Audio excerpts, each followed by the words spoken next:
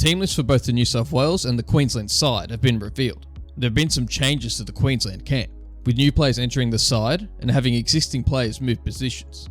This video details head-to-head matchups expected to take place in the Origin Decider, starting with the number ones as fullbacks, and we have Dylan Edwards versus Hamiso Tabuai-Fidow, a new matchup due to the Hammer expecting to move to fullback because of the injured Kalyn Ponga.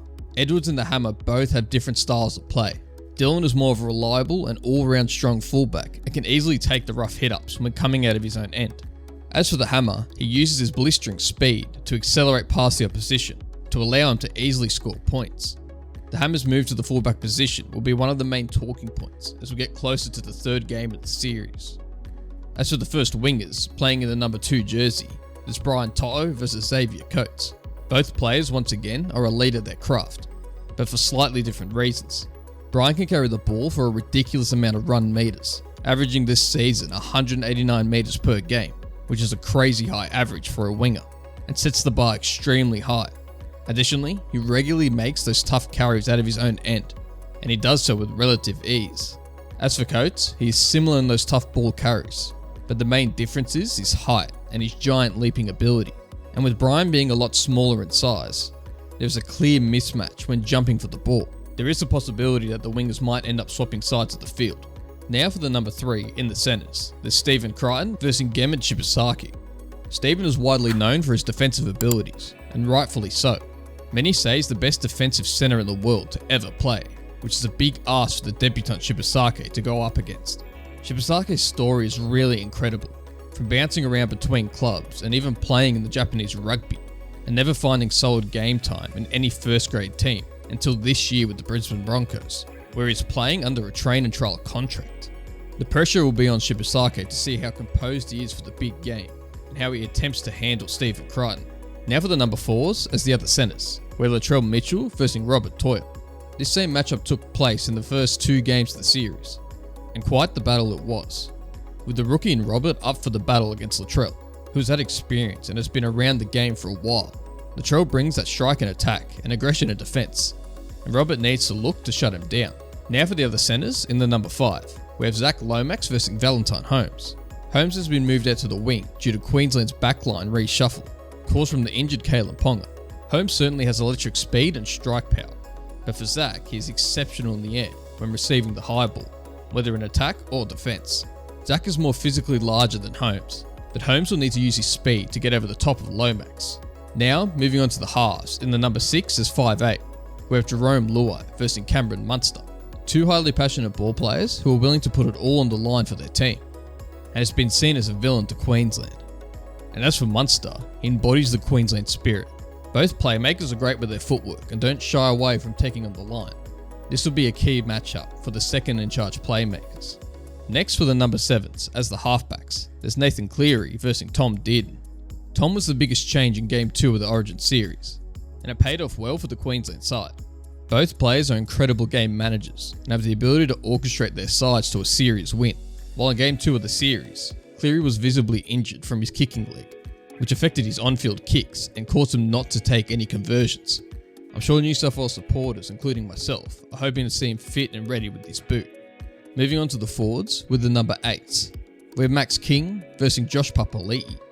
Papali'i is a returning face to the Origin arena, with his last game for the state being played in 2022 and his first game for the state being played way back in 2013. Max King moved into the starting side for the Blues in Game 2. The veteran Queenslander versus the Blues debutant for this year's series will be on display and will set the standards for the forwards. Next up, for the hookers, in the number 9s, we have Reece Robson versus Harry Grant. Both very solid runners of the ball, and have solid speed and vision out of dummy half. Robson's game awareness and defence discipline will be tested against Harry Grant's unpredictability and speed off the mark. Harry Grant has proven to be a better hooker to Robson, but Robson and the Blues' aggression and defence will be needed to give them the edge in the contest. Next for the number 10s, there's Payne Haas versus Big Tino. These are 2 of the largest players in the league, and will certainly stand out when on the field. Both are tough and aggressive players with a passionate rivalry between them. While Haas has the durability to play long game minutes at such a high level, Tino brings that Queensland spirit. Moving to the number 11s, there's Liam Martin versus Kurt Capewell. Liam Martin's big hits and aggression on the Queensland side will be needed for this decider. He plays with intent and thrives in the Origin arena. As for Kurt Capewell, he will need to perform as he did in the second game of the series. He had an outstanding performance and was my pick for Queensland's player of the match in Game 2. Now for the number 12s, there's Angus Crichton versus Reuben Cotter. Angus was the player of the series last year, and he had a solid performance in the first 2 games of this year's series. Reuben's mobility and ball skills will be vital in the contest. Both players have the ability to shut down the other, and have insane work rates for this middle edge matchup. Now, rounding out the starting side, in the number 13 lock position, it's Isaiah Yeo versus Trent Loiero. Trent moved to the starting side ahead of the second game. Smart change by Billy and worked out very well for the state. Isaiah will be captaining the Blues and is an exceptional leader, leading the forward pack and captaining his side. Both locks will be looking to set the standards for the physicality for the deciding match. Now we move on to the bench, starting with the number 14. We have Connor Watson versus Kurt Mann. Kurt Mann made his debut for the Queensland side in the second game of the series, and performed well during the match. Connor has proven his ability to make an impact when entering the field late in the game. Both are playing the reserve utility role, and look to inject fresh legs when subbed onto the field. Next in the number 15, it's Spencer Leniu versus Lindsay Collins.